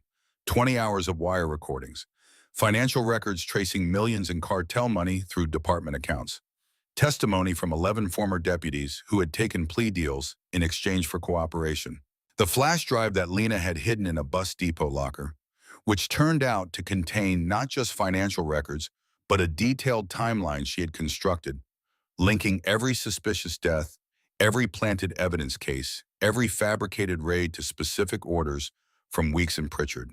She had built the case the way an architect builds a cathedral, stone by stone, each piece supporting the next, each document connected to 3 others, each recording cross-referenced with financial transactions and surveillance logs. 6 months of work compressed into a flash drive the size of a thumbnail, containing enough evidence to dismantle an empire. Weeks's defense attorney tried everything. Claimed the recordings were doctored, claimed the financial records were fabricated, claimed that Lena Caldwell was a disgruntled employee with a vendetta. None of it stuck. The evidence was too thorough, too interconnected, too obviously the work of someone who had anticipated every defense and prepared for it. Lena testified on the 4th day. She walked into the courtroom under her own power, wearing her dress uniform. Her badge polished her posture straight, despite the pain that Colton knew was still there, in the way she moved, in the slight hesitation before each step, in the way she gripped the railing when she climbed into the witness box. She spoke for 6 hours. Calm, precise, devastating. She took the jury through every document, every recording, every financial transaction. She explained how she had discovered the corruption, how she had built the case, how she had worn the wire, how she had hidden the evidence, how she had been shot and left for dead. When the defense attorney cross-examined her, he made the mistake of questioning her credibility. Asked her why a junior deputy had taken it upon herself to investigate her own sheriff instead of reporting her suspicions through proper channels. Lena looked at him with the steady gaze of someone who had survived execution and wasn't intimidated by a man in a suit. Because the proper channels were compromised, she said.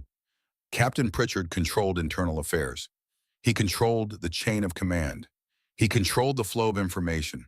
If I had reported through proper channels, I would have been the 3rd deputy to die for asking questions. Instead, I built a case that couldn't be buried. And I'm here today because a man I'd never met decided that my life was worth more than his safety. The defense attorney didn't have a follow-up. Colton testified on the 7th day. He told them everything. Finding the cruiser, the blood, the badge, the choice, the ride to Doc Slade's, the cabin, the flash drive, the chase, and he told them about Emily. He hadn't planned to, But when the defense attorney pressed him on why an outlaw would help a cop, when the implication was that he must have had an ulterior motive, Colton found himself talking about the highway, about the 30 cars, about the 11 minutes. My daughter died because nobody stopped, he said. She was 14 years old lying on a road in broad daylight, and 30 people drove past her. I swore that if I was ever in a position to stop for someone, I would, no matter who they were, no matter what it cost. The courtroom went quiet. The defense attorney sat down. Weeks was convicted on all counts. 45 years. The sentence landed like a gavel made of stone. Weeks stood motionless while the judge read it, his face blank, his eyes fixed on some middle distance that only he could see. His attorney put a hand on his shoulder. Weeks didn't react.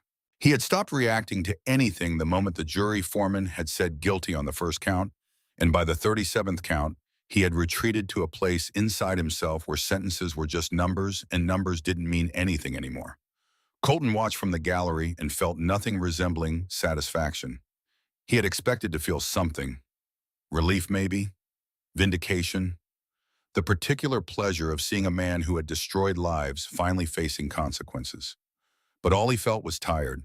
Tired and aware that 45 years in a federal prison didn't bring back Frank Ives or Maria Santos, didn't undo the years of fabricated raids, didn't erase the fear that Weeks had planted in an entire county. Justice wasn't revenge. He was learning that. Justice was a ledger that would never quite balance a debt that could be acknowledged but never fully repaid. After the sentencing, Colton found Hale on a bench outside staring at nothing. 45 years, Hale said. Yeah, he was a good cop once. Commendations, citations. The man who saved a family from a house fire and the man who ordered Lena's execution are the same person. People break. That's not an excuse. No, it's a warning. That night, Colton went to the hospital. Lena was sitting up in bed reading case files. Because Lena Caldwell in a hospital bed was still Lena Caldwell. 45 years, she said. How do you feel? I thought I'd feel relieved, but I don't. That's because justice isn't a feeling. It's a process. And processes don't give you closure. They give you outcomes. He sat in the chair beside her bed, the same chair he had sat in every visit for the past 3 months. I told the courtroom about Emily today. Lena went still. The defense attorney asked why I stopped, implied I must have had an angle, and I just started talking about her. That she died because nobody stopped. That I swore I'd stop if I ever had the chance. Lena reached for his hand, gentle, deliberate, the grip of a woman who was choosing to hold on rather than being forced to. Emily would be proud of you, she said. Colton didn't answer, couldn't. There are things that close a man's throat that have nothing to do with weakness, and everything to do with the weight of love that has nowhere to go. Pritchard's trial starts Monday, Lena said finally. I know. Stay for it. Every day. Even the bad days. Especially the bad days. Pritchard's trial came next. It was worse. Worse because Pritchard didn't crumble, didn't cooperate, didn't show remorse. He sat in the defendant's chair with the same composure he had brought to every press conference, every department meeting, every secret conversation with cartel representatives. He wore a suit instead of a uniform, but the posture was the same. The certainty was the same. His defense was built on ideology. He didn't deny the facts. He reframed them. Every payment was an operational necessity. Every elimination was threat mitigation. Every fabricated raid was community protection. He had built a philosophy around his corruption, a framework that allowed him to look at murder and see management. The wire recordings were particularly damning for Pritchard because his voice on them wasn't the voice of a man committing crimes. It was the voice of a man running a business. Calm, analytical, discussing the logistics of drug shipments with the same tone he used to discuss patrol schedules. Evaluating the risk profiles of potential witnesses the way a CEO might evaluate quarterly projections. When the recording of him laughing about Maria Santos's brake lines played in the courtroom, Lena left. Colton found her in the hallway, leaning against the wall, breathing hard. Not crying. Lena Caldwell didn't cry in public, but the muscles in her jaw were so tight they looked like they might crack. I knew her, Lena said. Maria. We overlapped for 2 months before she died. She showed me around the department, Introduced me to people. She was kind. A pause. She had 3 kids. The youngest was 4 when Pritchard had her killed. You got him, Lena. That's what matters. Does it? Her kids still don't have a mother. Colton didn't have an answer for that. Some truths were too heavy to hold, and all you could do was stand next to them and not look away. Pritchard was convicted on all counts.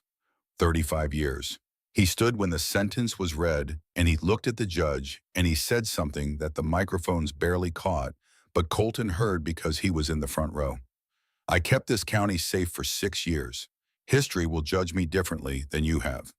The judge looked at him over the rim of his glasses. History will have the recordings, Captain. I doubt it will disagree. They led Pritchard out. He walked with his head up, still believing. The other convictions followed over the next 3 months. 12 conspirators, sentences ranging from 10 to 25 years. Deputy Pete Fenton, the man who had staged Ives's suicide, received 20 years. He broke down crying in the courtroom and had to be carried out. Deputy Garrett Tull, who had shot Lena, pleaded guilty in exchange for testimony against Weeks and Pritchard. He received 12 years. Lena was in the courtroom for his sentencing. She sat in the front row and looked at the man who had put 3 bullets in her chest and watched him be led away in chains, and her expression was something Colton could not read. Not forgiveness, not hatred. Something in between that didn't have a name. Outside the courthouse, Maria Santos's eldest daughter was waiting. She was 19 now, had driven from Tucson, where she lived with her grandmother. She had been sitting on the courthouse steps since 6 in the morning, holding a photograph of her mother in her lap. Lena saw her first, stopped walking, stood very still. The girl stood up. She was tall, dark-haired. She had her mother's eyes, according to Lena, who had told Colton about Maria Santos so many times that he felt he knew a woman he had never met. Deputy Caldwell. Yes. I'm Sophia Santos. Lena's composure cracked, just slightly, just enough for Colton to see the fault line that ran through her, the one she kept hidden under briefings and testimony and the armor of professionalism. I know who you are, Lena said. Your mother talked about you, all of you. I wanted to thank you for finishing what she started. Sophia's voice was steady in the way that young voices are steady when they have practiced what they want to say 100 times in the mirror. She knew something was wrong in that department. She tried to do something about it, and they killed her for it, but you didn't let them win. Your mother was braver than I am. She didn't have a partner like Hale. She didn't have someone like Colton. She went alone. She went alone because nobody would go with her. That's not a lack of bravery. That's a lack of allies. Sophia looked at Colton. Thank you for being her ally. Colton didn't know what to say. He was a 44-year-old biker standing on courthouse steps being thanked by a 19-year-old girl whose mother had been murdered by the same machine that had tried to murder the woman standing next to him. I'm sorry about your mother, he said. Don't be sorry. Be what you've been, someone who stops. She held up the photograph. Maria Santos in uniform, smiling, the same kind of photo they always used. She would have liked you. She always said the bikers weren't the criminals everyone claimed they were. Sophia left, walked across the parking lot to a car that was older than she was, got in, drove away. Colton watched her go and thought about Emily at 19. The birthdays that didn't happen. The milestones that went unmarked. The woman she might have become. You okay? Lena asked. No, but that's all right. In the weeks that followed, Red Ridge began its slow, painful process of recovery. The sheriff's department was placed under federal oversight. An interim sheriff was appointed from outside the county, a woman named Patricia Dunn, who had spent 20 years in federal law enforcement and had no connections to anyone in Red Ridge. Her first act was to review every arrest, every seizure, every case file that had been processed under Weeks and Pritchard. The results were devastating. Over 300 cases were flagged for review. 214 were found to be based on fabricated or manipulated evidence. 97 convictions were overturned. 97 people who had been imprisoned based on lies walked free. Doc Emmett Slade was among those whose lives changed. The state medical board reviewed his case as part of the broader corruption investigation. The malpractice suit that had cost him his license had been filed by a plaintiff whose legal fees were paid by a shell company traced back to Pritchard. The suit had been a weapon. a way to neutralize a surgeon who had treated a patient Pritchard wanted dead. When the board saw the evidence, they reinstated Slade's license within a week. Colton drove out to the shop on the dirt road to tell him in person. Found Slade in the back room, not operating, just sitting in the surgical chair, staring at the lights he had salvaged from a hospital renovation a decade ago. "They gave you your license back," Colton said. "I heard. You don't look happy about it." Slade was quiet for a long time. 10 years grave. 10 years I've been patching people up in a garage because a corrupt captain decided I was inconvenient. I lost my career, my marriage, most of my friends. I became the back alley doctor for people who couldn't go to real hospitals. He looked up. "And now they tell me it was all a mistake, that I can go back to being a real surgeon, as if the last 10 years didn't happen." "They happened, and in those 10 years you saved lives that nobody else would have saved, including Lena's. I saved them in a garage with stolen equipment and expired medication. You saved them, that's what matters." Slade considered that. Then something shifted in his face. Not quite a smile, more like the memory of one. "Maybe I'll go back, maybe I won't. But I'll tell you one thing, Grave. That night you showed up with a dying deputy on your back was the first time in 10 years I felt like a real doctor again. Not because of the surgery, because someone trusted me enough to bring her." Colton watched the releases on the news in the days that followed. Men and women coming out of prison gates, blinking in the sunlight, holding their belongings in clear plastic bags. Some had been inside for a year, some for 5. One man, a gas station owner named Ray Whitmore, had served 7 years for drug possession based on evidence that Fenton had planted in his store. His wife had divorced him. His children had grown up. His business had been seized and sold. He came out of prison and stole it on the sidewalk and didn't know where to go. Boone saw the story on the news that night. The next morning, he drove to the halfway house where Whitmore was staying and offered him a job at the community garage. Whitmore accepted. He started the following Monday teaching engine diagnostics to teenagers who reminded him of his own kids, and he didn't talk about prison, and nobody asked. Within a month, 3 more of the wrongfully convicted were working at the garage. Within 2 months, a local church partnered with the club to provide housing assistance. Within 3 months, the Red Ridge Community Garage and Riding Center had become something that nobody, least of all the members of a motorcycle club that had spent years being called criminals, had ever expected. It had become the heart of the town.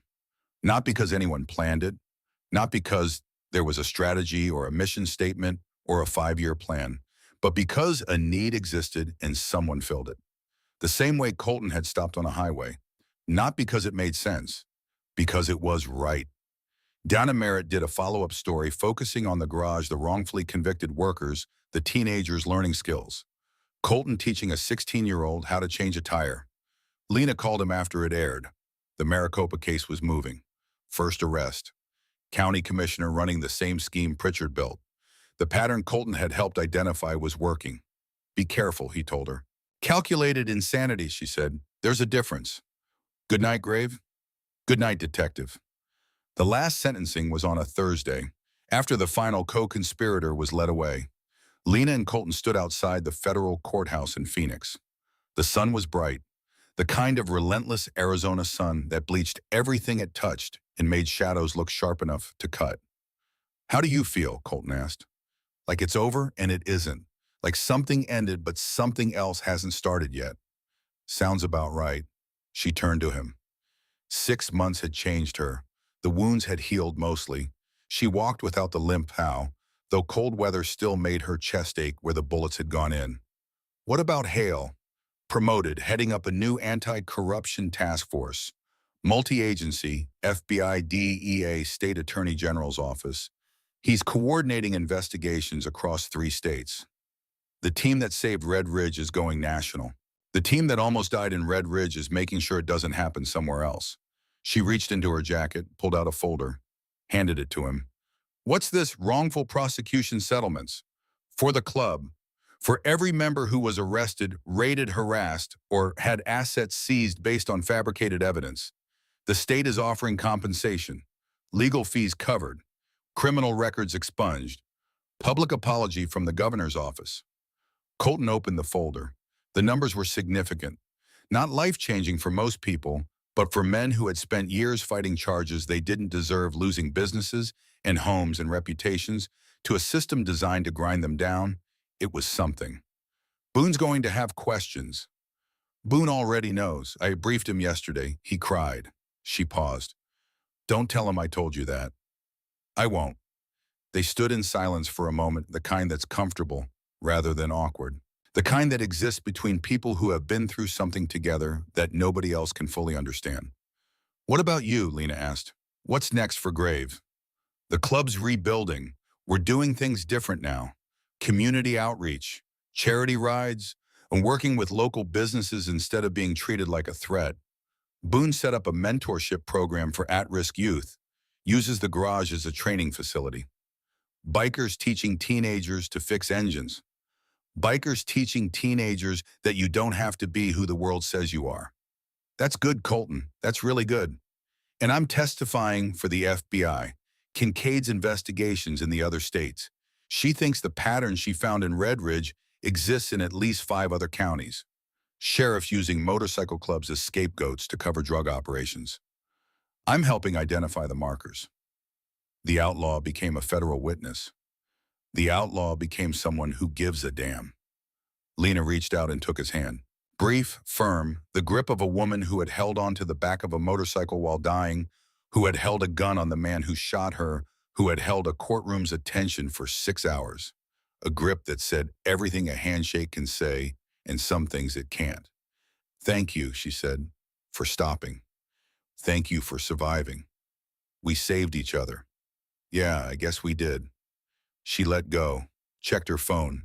The detective's instinct already pulling her back into the work, the next case, the next county, the next set of records that didn't add up. I have to go. Meeting with Kincaid's team in an hour. Strategy session for the Maricopa investigation. Already. The bad guys don't take breaks, Colton, neither do I. She started walking toward her car. A department-issued sedan, unmarked but unmistakable to anyone who knew what to look for. She paused at the door, looked back. Come visit me sometime. When you're in Phoenix for depositions, we'll get coffee. I don't drink coffee. Then you'll sit across from me while I drink coffee and we'll talk about something that isn't corruption or bullets or desert highways. Like what? I don't know. Movies, books, what it feels like to live a normal life. She almost smiled. I hear people do that. Live normally. I'd like to try it sometime. Sounds overrated. Probably, but I want to find out for myself. She got in the car. The engine started. She pulled out of the lot and disappeared into Phoenix traffic, and Colton watched her go the way he had watched the ambulance go 6 months ago. With the particular stillness of a man who understands that some people enter your life like a collision and change everything, and then continue on their own road, because that's what people with purpose do. He walked to his bike. The Harley was parked in a visitor spot, looking slightly out of place among the sedans and SUVs, chrome catching the afternoon sun. Patient. Waiting. His phone rang. Boone. Grave. You coming home? On my way. Good. Got something to show you. What? You'll see when you get here. Colton rode through Phoenix, then out of it, heading north and east toward Red Ridge. The desert opened up around him the way it always did once you left the city behind. Wide and empty and ancient. The kind of landscape that made human problems feel small because the rocks had been there for 1,000,000 years and would be there for 1,000,000 more, and they didn't care about corruption or justice or the choices men made on dark highways. But Colton cared. That was the difference. That was the thing that had changed on Highway 19 when he stopped for a stranger. Not his circumstances, not his reputation, not his relationship with the law or the club or the world. What changed was the understanding that caring was not weakness, that stopping was not surrender, that the hard right choice and the easy wrong one looked the same from a distance, but from up close they were different roads that led to different lives. He had spent 26 years riding with the club following the rule that said you don't get involved. And for 26 years, that rule had kept him alive. But alive wasn't the same as living. He understood that now. Emily had taught him that in the worst way possible, and Lena had confirmed it in the best way possible. Red Ridge appeared on the horizon. The town had changed, not visibly. The buildings were the same. The streets were The same. The desert surrounding it was the same. But something underneath had shifted the way the foundation of a house shifts after an earthquake. You couldn't see it, but you could feel it. A sense that the ground rules had changed, that the people who ran things were not the same people who had run them before. The clubhouse came into view. Colton slowed, stared. The sign was different. Where it had once said Ridge Road Tavern in faded letters, there was now a new sign professionally made. It read Red Ridge Community Garage and Riding Center. Below it, in smaller letters, a Red Ridge MC Partnership. Boone was standing in front of it, arms crossed, looking like a man who had done something he wasn't entirely sure about and wanted someone else to tell him it was right. "What do you think?" Boone asked.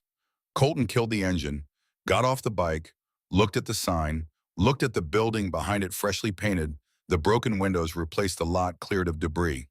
He could see through the open bay doors that the interior had been reworked. Tool stations along one wall, a classroom area with folding chairs and a whiteboard. The bar was still there because some things were sacred, but the rest of the space had been transformed into something that looked like a future instead of a past. "I think it's a start," Colton said. "Flint's running the mechanics program. Got 12 kids signed up already. Teaching them engine repair, basic maintenance, how to actually fix something with their hands instead of just staring at a screen. And the riding center. Deacon's idea, safe riding courses, license prep, everything above board. We've even got insurance." Boone said the word insurance like it tasted strange in his mouth. "Legal insurance for a motorcycle club. Never thought I'd see the day." Colton walked inside. The space was different, but it still smelled the same. Oil and leather and the particular stubbornness of men who refused to be anything other than what they were. The brothers were there, Flint wiping grease off his hands, Deacon marking something on the whiteboard. Knuckle sitting at the bar because Knuckle would sit at the bar during an earthquake. Ox carrying chairs with the ease of a man carrying pillows. They looked up when Colton walked in. Nobody said anything dramatic. Nobody made speeches. Flint nodded. Deacon raised a hand. Knuckle lifted his glass. Ox grinned. Home. It wasn't what it had been. It was something else now. Something that included the past but wasn't imprisoned by it. Something that carried the weight of 26 years of riding and fighting and surviving and transformed it into a foundation rather than a ceiling. Colton sat at the bar. Knuckle poured him a drink without asking what he wanted because Knuckle always knew. "Saw the sentencing on TV," Knuckle said.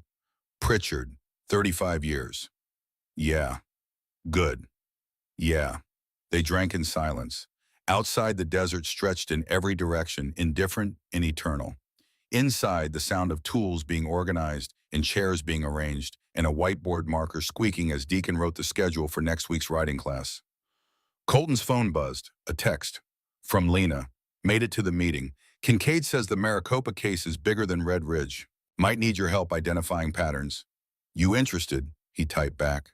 "When do you need me?" Her reply was immediate. "Soon. Always soon. The bad guys don't wait." He put the phone down, looked around the clubhouse. At the new sign, at the brothers, at the life that was forming out of the wreckage of the one that came before. Boone sat down next to him. Two men at a bar, neither one young anymore, both carrying more history than they talked about. "You know," Boone said, "when you pulled over on that highway, I thought it was the stupidest thing you'd ever done." "It might have been. It was the best thing any of us ever did. And you did it alone." "I wasn't alone for long." "No, you weren't." Boone raised his glass. Colton raised his. They drank. No toast, no words.